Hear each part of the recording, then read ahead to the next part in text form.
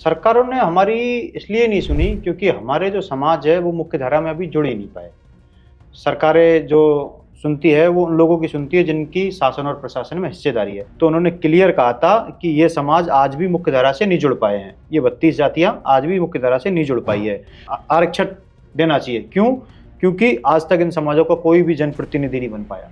बाकी प्रॉपर हमारे जो गृहस्थनाथ समाज है उससे आज तक कोई विधायक नहीं बना। तो हमारे लोगों के पास तो आज भी आईडी प्रूफ नहीं है। आप उनको तो देख लीजिए। आप अब सरकार साबित करे कि हम लोग इस देश के नागरिक हैं या नहीं।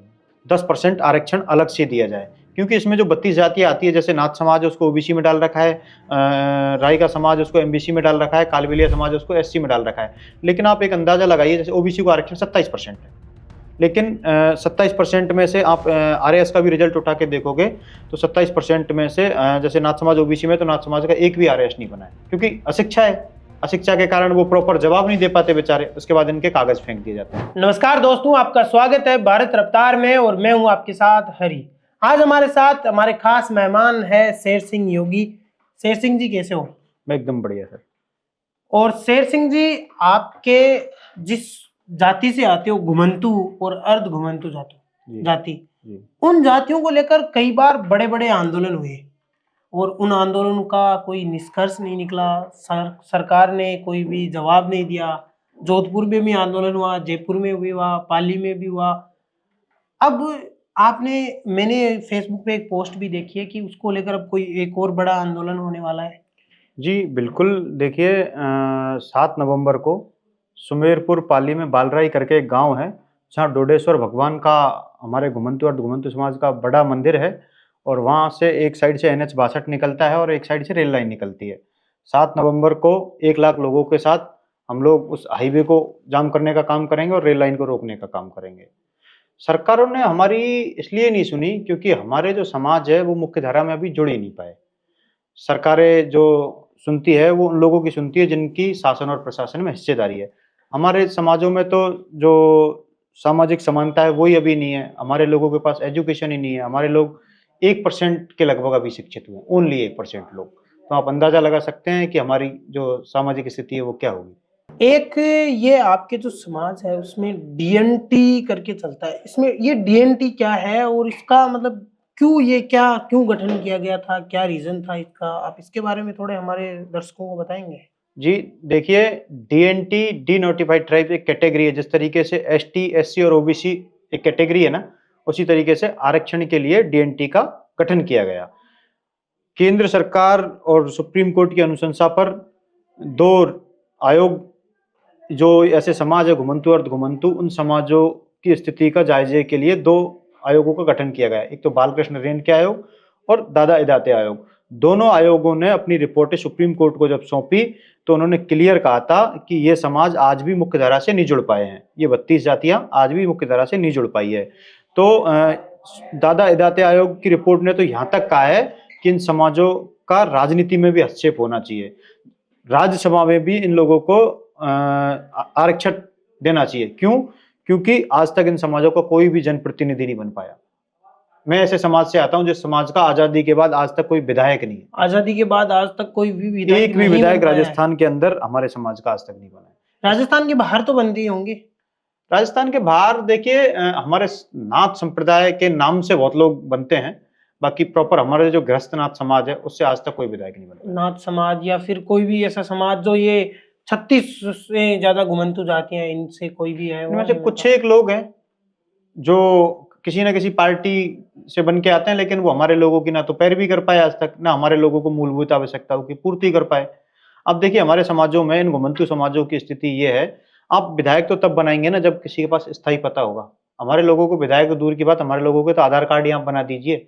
हमारे लोग अच्छा, आधार कार्ड भी नहीं है? आप अंदाजा आप कभी सिटी में या कहीं इस तरीके से निकले होंगे, आपने देखा होगा कहीं पुलिया के नीचे कोई लोग डेरा बना के रह रहे हैं, झोपड़ी बना के रह रहे हैं, वो हमारे ही लोग। हमारे उधर गाड़िया लोहार कहते हैं इनको। गाड़िया लोहार, सपेरा, कालबेलिया, ये सब हमारे ही लोग हैं, इसी डीएनटी के अंदर आते हैं। तो इस तरीके की जो जातियां हैं, आप इनको आधार कार्ड ही बना के दे दीजिए। मैं तो ये कह रहा हूँ कि जैसे पहले सिंदूर ऑपरेशन जब हुआ था तो पाकिस्तानियों को बाहर निकालने की कवायद चली थी, और बीजेपी जो अभी सत्ता में है वो ये कहती है कि भाई इन लोगों का, जिन लोगों के पास वो प्रूफ नहीं है, आईडी प्रूफ नहीं है, उन लोगों को देश से बाहर भेजेंगे। तो हमारे लोगों के पास तो आज भी आईडी प्रूफ नहीं है। आप उनको तो देख लीजिए, आप अब सरकार साबित करे कि हम लोग इस देश के नागरिक है या नहीं। और जब एक कहानी सुनने को आती है कि ये जो गाड़िया लोहार है ना, ये तो महाराणा प्रताप के समय से ही है।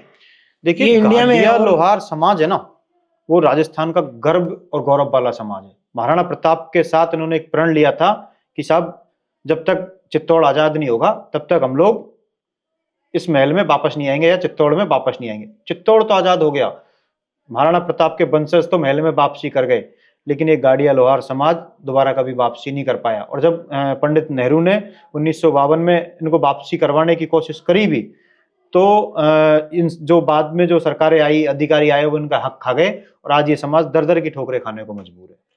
तो ये जो अब आपने आंदोलन कर रहे हो, आपके इस आंदोलन की प्रमुख मांगे क्या रहेंगी? हमारे आंदोलन की प्रमुख मांगे, मेन जो मांग है वो तो ये है कि हमारे समाज को 10% आरक्षण अलग से दिया जाए, क्योंकि इसमें जो 32 जातियां आती है, जैसे नाथ समाज है उसको ओबीसी में डाल रखा है, राई का समाज उसको एमबीसी में डाल रखा है, कालबेलिया समाज उसको एससी में डाल रखा है। लेकिन आप एक अंदाजा लगाइए, जैसे ओबीसी को आरक्षण 27% है, लेकिन 27% में से आप आरएएस का भी रिजल्ट उठा के देखोगे तो 27% में से जैसे नाथ समाज ओबीसी में, तो नाथ समाज का एक भी आरएएस नहीं बना है।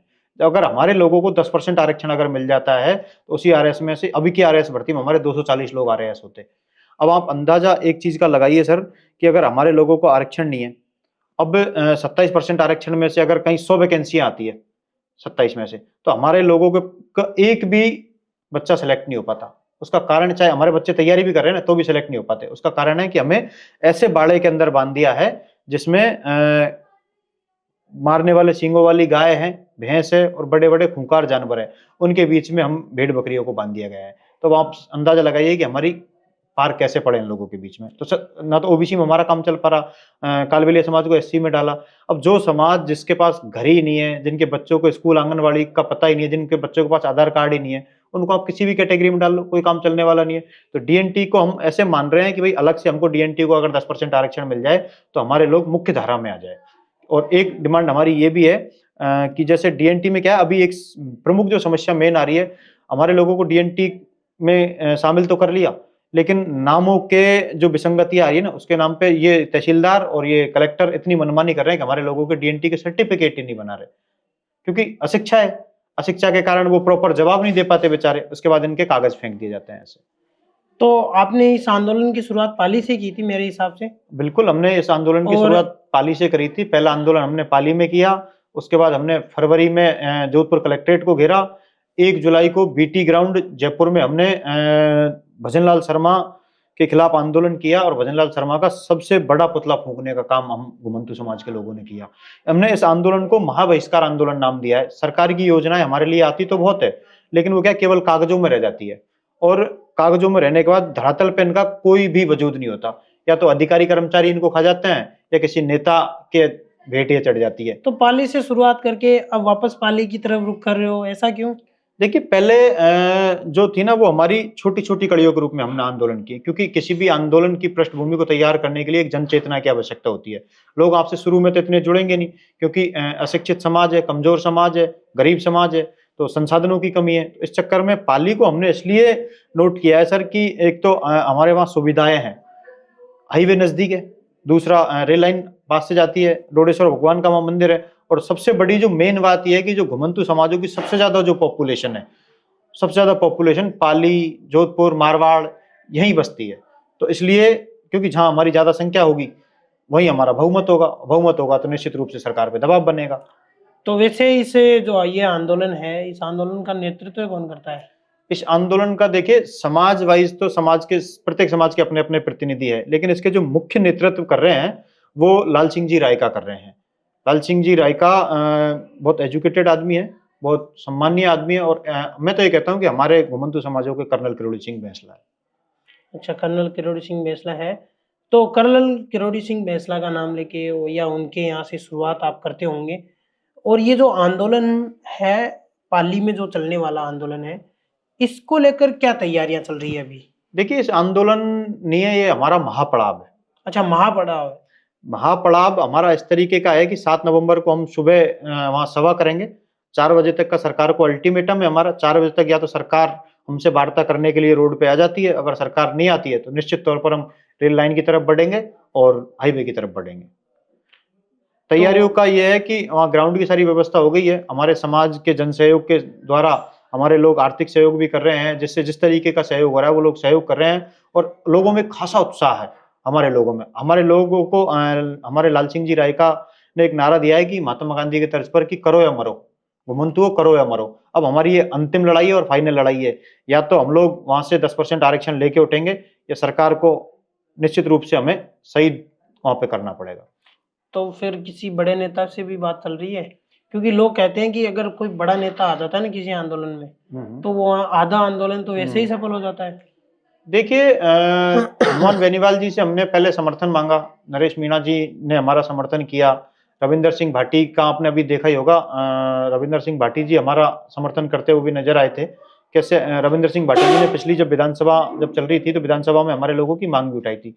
हमारे समाजों के साथ में एक समस्या और है, हमारे इस घुमंतू में बहुत सारे समाज ऐसे हैं जिनमें एक समाधि की परंपरा है, मतलब मृत्यु के उपरांत समाधि देने की एक प्रक्रिया होती है, यानी उसके लिए जमीन की आवश्यकता पड़ती है। अभी बाड़मेर का आपने एक वायरल वीडियो देखा होगा। उस वायरल वीडियो में हमारे ही समाज के लोग थे, कालवेलिया समाज के ही लोग थे, जो एक डेड बॉडी को कलेक्ट्रेट की ओर लेके जा रहे थे और रविंदर सिंह भाटी वहां आए और धरने को समाप्त करवाया। तो ये भी हमारी एक मुख्य मांग है कि हमारे लोगों को कम से कम भाई जीने के लिए तो आप लोग जमीन नहीं दे पा रहे हो, लेकिन मरने के बाद 2 गज जमीन तो हमारा मानवाधिकार है, उसको तो आप पूरा कीजिए। ये भी हमारी एक मुख्य मांग है इस आंदोलन की। तो ये थे हमारे साथ शेर सिंह योगी, जिन्होंने कहा कि घुमंतु जो जातियां हैं और अर्ध घुमंतु जातियां हैं उनको लेकर आंदोलन होने वाला है और ये 7 तारीख को आंदोलन होगा। और इसमें मुख्य रूप से आपने बड़े नेताओं से भी बात की, जिसमें नरेश मीणा और रविंदर सिंह भाटी, हनुमान बेनीवाल के भी आने की आशंकाएं बताई जा रही है। तो आज के लिए फिलहाल इतना ही। भारत रफ्तार में धन्यवाद।